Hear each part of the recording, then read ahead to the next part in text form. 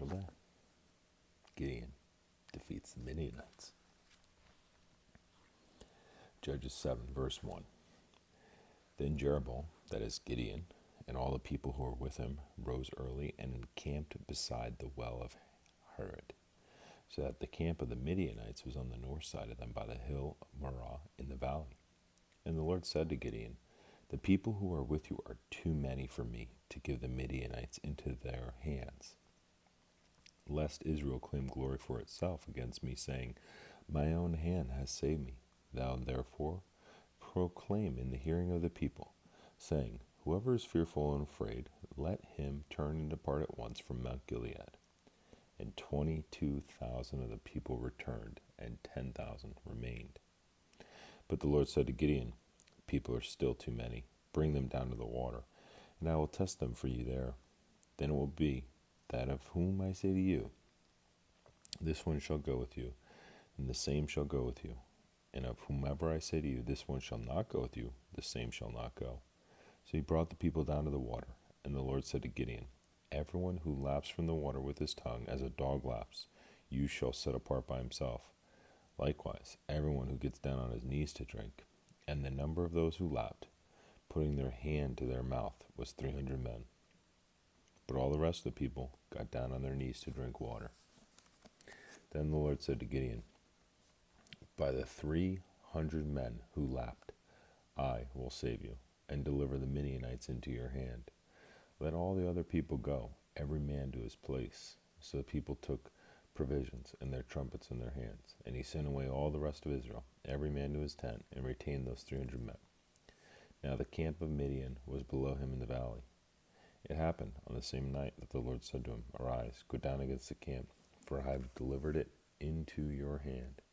But if you are afraid to go down to the camp with Parah your servant, and you shall hear what they say. And afterward your hand shall be strengthened to go down against the camp. Then he went down with Parah his servant to the outpost of the armed men who were in the camp. Now the Midianites and Amalekites, all the people of the east, were lying in the valley as numerous as locusts, and their camels were without number, as the sand by the seashore in multitude. And when Gideon had come, there was a man telling a dream to his companion. He said, I have had a dream. To my surprise, a loaf of barley bread tumbled into the camp of Midian. It came to a tent and struck it so that it fell and overturned, and the tent collapsed. Then his companion answered and said, this is nothing else but the sword of Gideon the son of Joash, a man of Israel. Into his hand God has delivered Midian and the whole camp. And so it was, when Gideon heard the telling of the dream and its interpretation, that he worshipped. He returned to the camp of Israel and said, arise.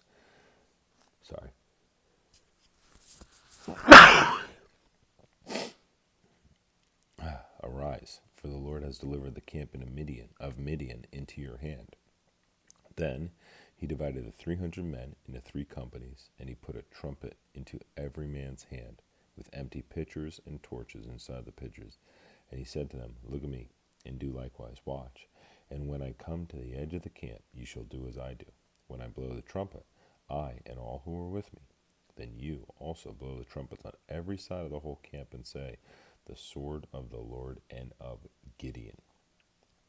So Gideon and the 100 men who were with him came to the outpost of the camp at the beginning of the middle watch, just as they had posted the watch, and they blew the trumpets and broke the pitchers that were in their hands.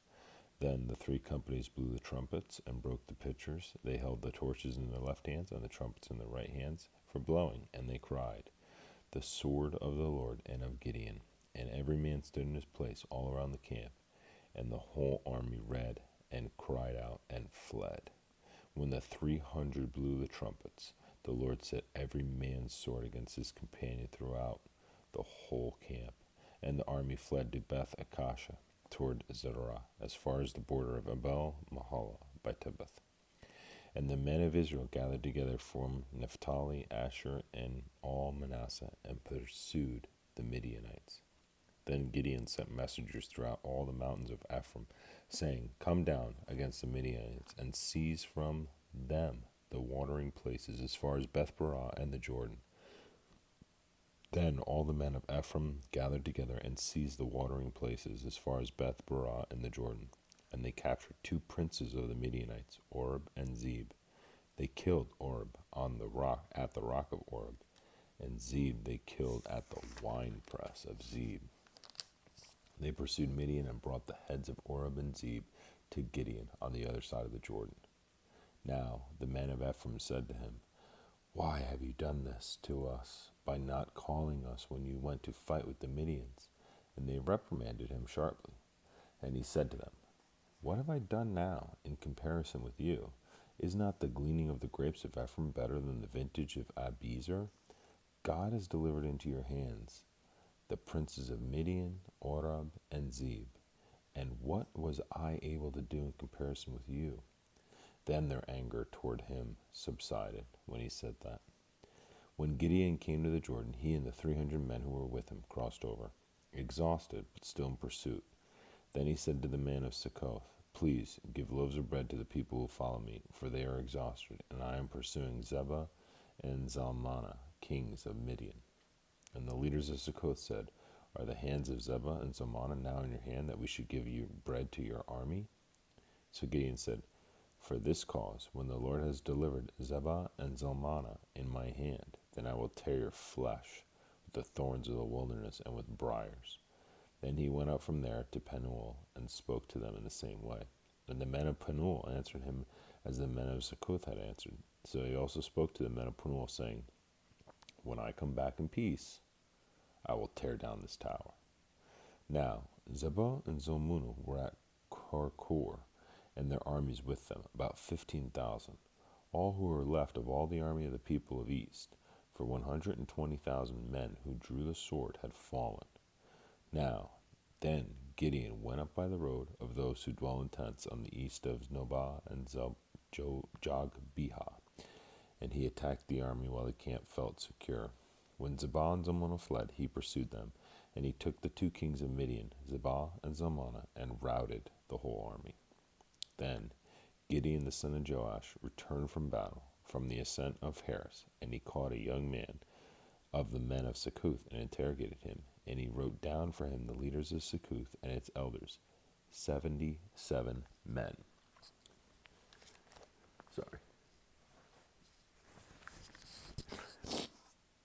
77 men.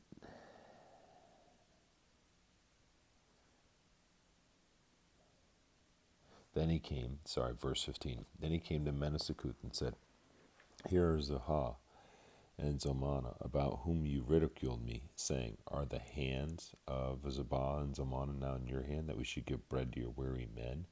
And he took the elders of the cities, and thorns of the wilderness, and briars with them he taught the men of Succoth. Then he tore down the tower of Penuel, and killed the men of the city. And he said to Zebah and Zalmunna, "What kind of men were they whom you killed at Tabor?" So they answered, "As you are, so were they. Each one resembled the son of a king." Then he said, "They were my brothers, the sons of my mother. As the Lord lives, if you had let them live, I would not kill you." And he said to Jether, his firstborn, "Rise, kill them." But the youth would not draw his sword, for he was afraid, because he was still a youth. So Zebah and Zalmunna said, "Rise yourself and kill us, for as a man is, so is his strength." So Gideon arose and killed Zebah and Zalmunna, and took his crescent ornaments that were on their camel's neck.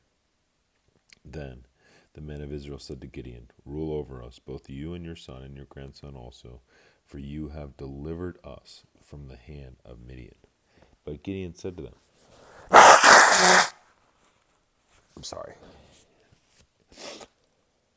But Gideon said to them, "I will not rule over you, nor shall my son rule over you. The Lord shall rule over you."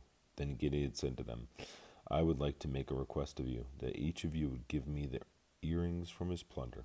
For they had golden earrings, because they were Ishmaelites. So they answered, "We will gladly give them to you." And they spread out a garment, and each man threw into it the earrings from his plunder. Now the weight of the gold earrings that he requested was 1,700 shekels of gold. besides the crescent ornaments, pendants, and purple robes that were on the kings of Midian, and besides the chains that were around the camels' necks. Then Gideon made it into an ephod and set it up on his city, Ophrah. And all of Israel played the harlot with it there. It became a snare to Gideon and to his house. Thus Midian was subdued before the children of Israel, so that they lifted their heads no more. And the country was quiet for 40 years in the days of Gideon. Then Jerubbaal, the son of Joash, went and dwelt in his own house. Gideon had 70 sons, who were his own offspring, for he had many wives. And his concubine, who was in Shechem, also bore him a son, whose name he called Abimelech. Now Gideon, the son of Joash, died at a good old age, and he was buried in the tomb of Joash his father, in Ophrah of the Absites. So it was, as soon as Gideon was dead, that the children of Israel again played the harlot with the Baals and made Baal-berith their god.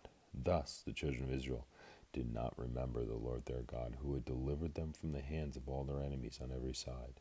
Nor did they show kindness to the house of Jerubbaal, Gideon, in accordance with the good he had done for Israel. Then Abimelech, the son of Jerubbaal, went to Shechem, to his mother's brothers, and spoke with them and with all the family of the house of his mother's father, saying, Please, speak in the hearing of all the men of Shechem, which is better for you, that all 70 of the sons of Jerubbaal reign over you, or that one reign over you? Remember that I am your own flesh and bone. And his mother's brothers spoke all these words concerning him in the hearing of all the men of Shechem. And their heart was inclined to follow Abimelech, for they said, He is our brother. So they gave him 70 shekels of silver from the temple of Baal-berith, with which Abimelech hired worthless and reckless men, and they followed him. Then he went to his father's house at Ophrah and killed his brothers, the 70 sons of Jerubbaal, on one stone. But Jotham, the youngest son of Jerubbaal, was left, because he hid himself. And all the men of Shechem gathered together, all of Beth Millo, and they went and made Abimelech king, besides the terebinth tree at the pillar that was in Shechem.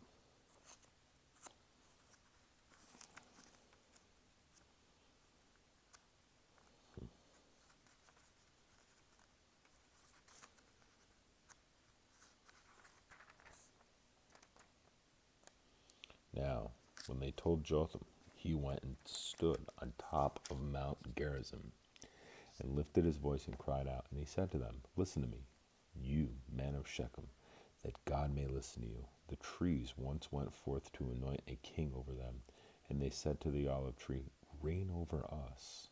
But the olive tree said to them, Should I cease giving my oil, with which they honor God and men, and go to sway over trees?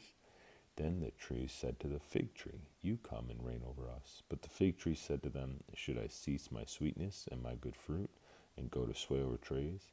Then the trees said to the vine, You come and reign over us. But the vine said to them, Should I cease my new wine, which cheers both God and men, and go to sway over trees?